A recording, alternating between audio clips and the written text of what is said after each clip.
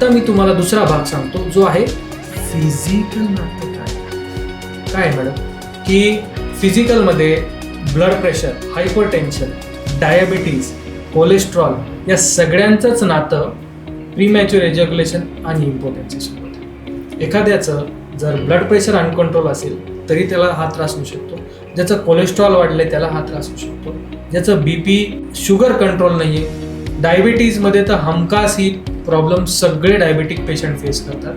त्याच्यानंतर काही वयस्क लोक असतात ज्यांना प्रोस्टेटचा त्रास होतो, त्यांना देखील हा त्रास सहन करावा लागतो. म्हणूनच होमिओपॅथीमध्ये काय केलं जातं, जर त्याचा फिजिकल प्रॉब्लेममुळे असेल, डायबिटीजमुळे असेल, बीपीमुळे असेल, कोलेस्ट्रॉलमुळे असेल, तर त्या बीपीला पण आम्ही औषध देतो म्हणजे त्याचं इम्पोर्टन्सीला काम होतं. त्या शुगरला आम्ही कंट्रोल करतो म्हणजे त्यांचं इम्पोर्टन्सीचं काम करतो, आणि त्याचं कोलेस्ट्रॉल कमी करायचं काम करतो म्हणजे त्याचं इम्पोर्टन्सी प्रीमॅच्युअर. तर फिजिकल कारणं पण बघावी लागतात, सोबतच त्याचं मनोधैर्य, त्याच्या मनाची स्थिती, मानसिक संतुलन हे ॲडजस्ट करून मगच ते फिजिकल प्रॉब्लेम सॉल्व्ह होऊ शकतात.